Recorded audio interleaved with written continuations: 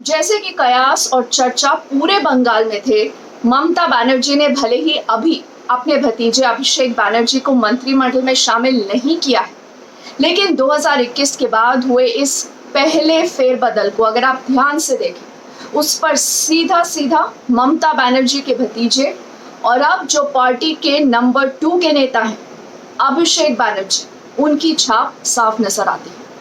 अब देखिए, चर्चा ये थी कि पार्थो चैटर्जी की गिरफ्तारी और उनकी मित्र अर्पिता के ठिकानों से जिस तरह 50 करोड़ कैश से ज्यादा की बरामदगी हुई है, उसके बाद पार्थो चैटर्जी के खिलाफ पार्टी के अंदर ही एक मुहिम चली, जिस मुहिम में अभिषेक गुट का हाथ था। अब शायद ममता ने भी अभिषेक को फ्री हैंड देने के लिए ही पार्टी के नंबर 2 होने का दम भरने वाले पार्थो चैटर्जी को पहले कैबिनेट और उसके बाद पार्टी से निकाला।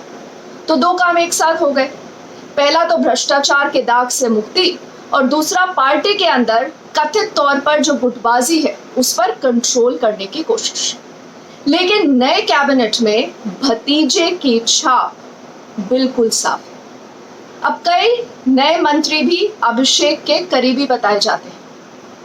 ममता बनर्जी देखिए, भले ही अपने आप को रॉयल बंगाल टाइगर बुलाती हैं, लेकिन शायद अब वो समझ चुकी हैं कि आगे की लड़ाई आसान नहीं होगी। बंगाल के एक तो अपने किले को बचाना है और अपना राजनीतिक भविष्य भी बचाना है, और यही वजह है कि पार्थो एपिसोड के फटाफट बाद इमेज इंप्रूवमेंट और पार्टी पर कंट्रोल रखने की कोशिश शुरू हो गई।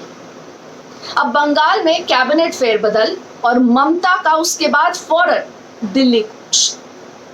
इस समय बिल्कुल अलग थलग पड़ी ममता को हो सकता है कि अब विपक्ष के समर्थन, विपक्ष के साथ की दरकार हो, और शायद इसलिए दिल्ली दौरा भी लगे हाथ। 2024 भी तो है।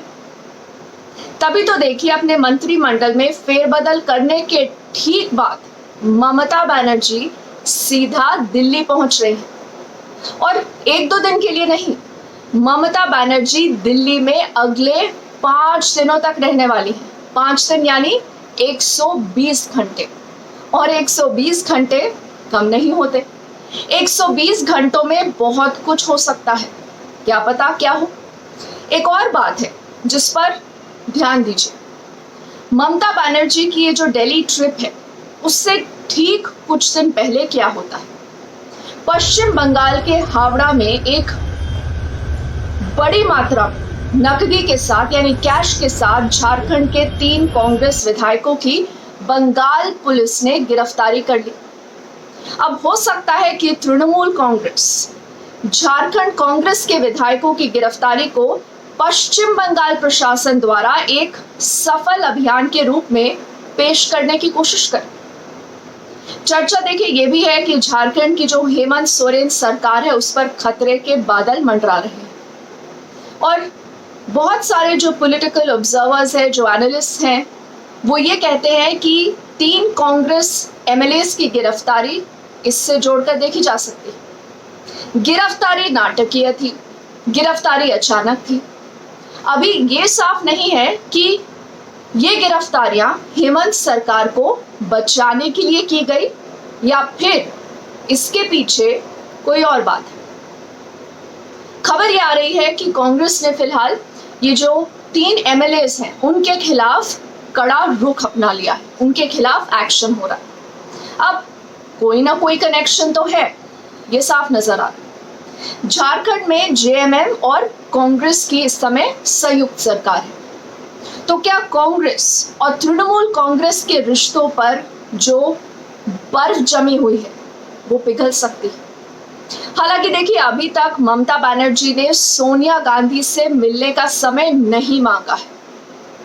इन सारी घटनाओं के बीच ममता बनर्जी दिल्ली आकर किस से मिलती है, क्या मकसद है उनका इस दिल्ली दौरे का, यही बड़ी चर्चा का विषय बन गया है। इस पूरे प्रकरण के बीच एक और ट्वीट और एक टर्न भी आया है।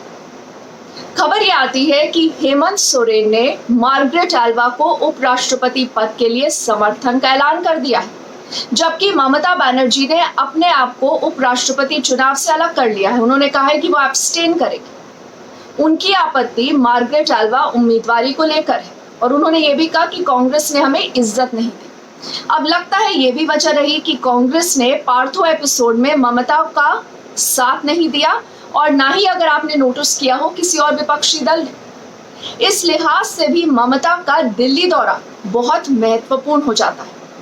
अब सवाल ये भी उठता है कि ममता की रिश्ते जोड़ने वाली जो ये पूरे दिल्ली दौरे की खबर है, उससे बर्फ पिघलेगी या और जम जाएगी, खासकर कांग्रेस से रिश्तों को लेकर। और आपको याद होगा दार्जिलिंग में हुई टी पार्टी, उस टी पार्टी का क्या?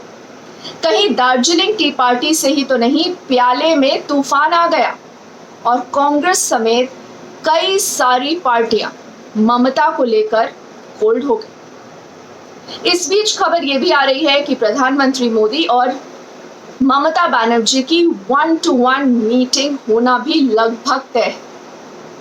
विपक्ष देखिए दबी जुबान में ही सही, लेकिन इस बात को लेकर भी आशंका जता रहा है कि कहीं ममता और बीजेपी में कोई डील तो नहीं हो गई। तो क्या ममता की अपनी विश्वसनीयता, उनकी अपनी क्रेडिबिलिटी, उनकी अपनी साख, दोनों ही कहीं खतरे में तो नहीं है? ममता कहीं दो राहे या कहीं चौराहे पर तो नहीं खड़ी है। ममता पर चौतरफा दबाव है, जबरदस्त प्रेशर।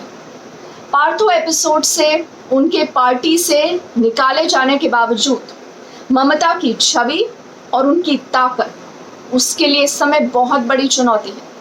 बीजेपी बेहद हमलावर है और विपक्ष कोल्ड। कुल मिलाकर देखिए दिल्ली दौरा ही ममता का फ्यूचर तय करेगा।